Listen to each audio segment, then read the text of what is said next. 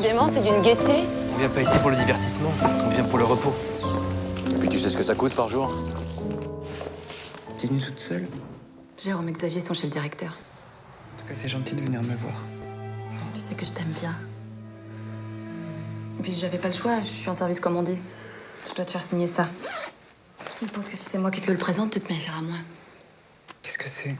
Une procuration sur les comptes courants de l'usine. Histoire de te dépouiller un peu plus, il ne pense qu'à ça. Tu veux bien m'aider? Oui. Pouvez-vous nous indiquer où vivent ces familles? On va voir ce qu'on peut faire. Hein. On va boire le café. Bon, écoutez, vous savez bien que la mairie veut fermer ce camp. Moi, je suis là pour protéger les enfants, comment vous dire, les plus démunis.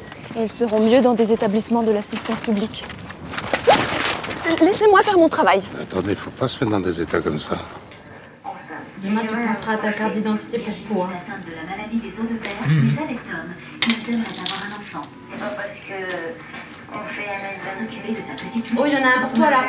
Canin nordique en 4 lettres. Jouer une petite clochette avec elle. Canin nordique. Ça marchait. 4 Au lieu lettres. de mettre des chaussons, je lui mettais plutôt des petites chaussures qui font du bruit. Canin.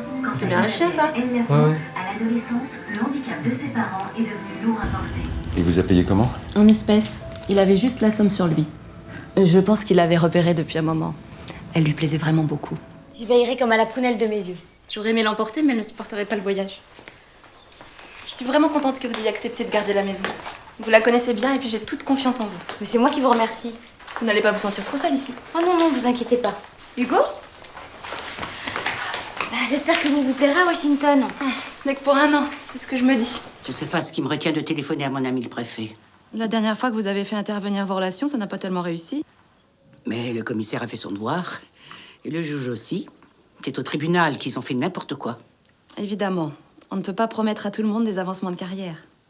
Ah, Jean-Pierre, je ne t'ai pas dit? Quoi? Je viens de confier nos économies à Cerise. Et oui, chez Groupama, votre capital est garanti et votre épargne vous rapportera 4,60% sur toute l'année 2009. Chérie, t'es mignon, tu reboucheras tout ça.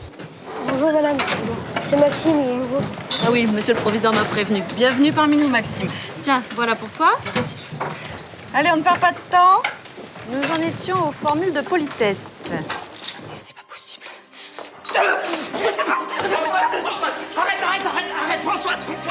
Nouvelle révélation dans l'affaire Fournier-Borda. En effet, un nouveau témoignage vient crédibiliser les mises en cause des principaux accusés de l'affaire. Reportage de Véronique Bailly. Non! Non! Pas le téléphone! Monsieur, tout va bien? Monsieur?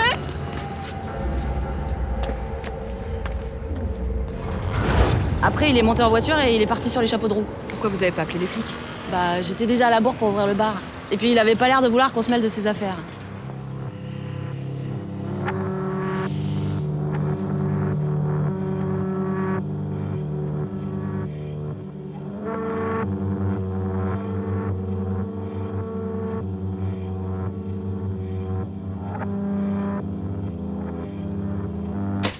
Rassurez-vous.